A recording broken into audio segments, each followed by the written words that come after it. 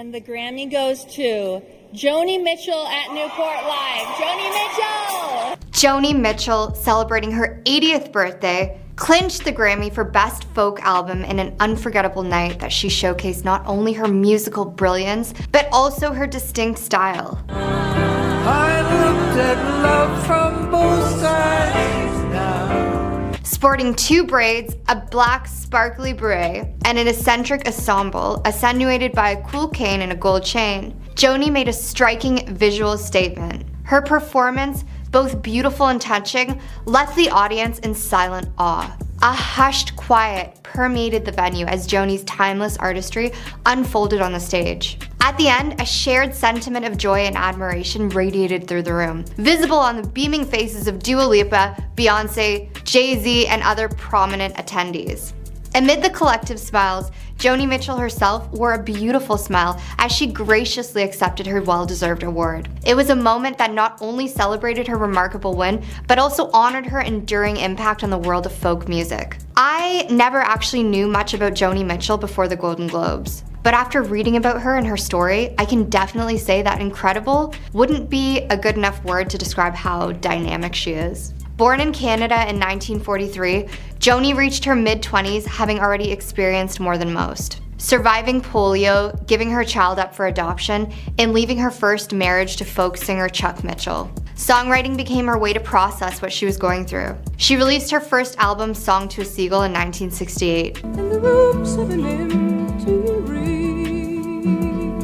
Her second, Clouds, won her a Grammy for Best Folk Album and propelled her into the public eye. Fame made her feel claustrophobic, as did being domestic. In 1970, she left her lover Graham Nash, who wanted to marry her, and ran away to Europe. My grandmother was a frustrated poet and musician, Joni explained in the documentary A Woman of Heart and Mind. She kicked the kitchen door off the hinges on the farm, and as much as I loved and cared for Graham, I just thought, I'm gonna end up like my grandmother, kicking the door off the hinges. She had a vision for her life and her art and pursued it fearlessly, ripping up the rule book for what was expected of women at the time. I want to wreck my stockings in some jukebox dive, she sang on All I Want in the opening track of her 4th album, Blue.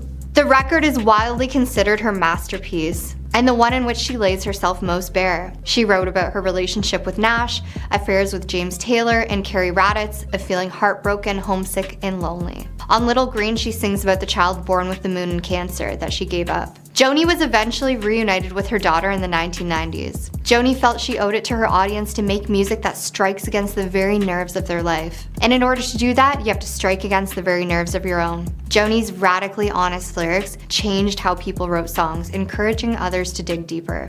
Stevie Nicks, Jimi Hendrix, Prince, Carly Simon, and Elvis Costello have all cited her as an inspiration. Morrissey, interviewing her for Rolling Stone in 1997, said, "I think you're the greatest lyricist that ever lived." If you guys don't know Joni, I encourage you to check her out. After this video, I am a forever fan. By singing at this year's Grammys, she's again proving her doubters wrong and delighting the many people there who owe her a creative debt. Let us know what you think in the comments of the gorgeous Joni's performance. If you aren't following FTD News, we'd really appreciate your support. Check us out to hear more about your favorite celebrities.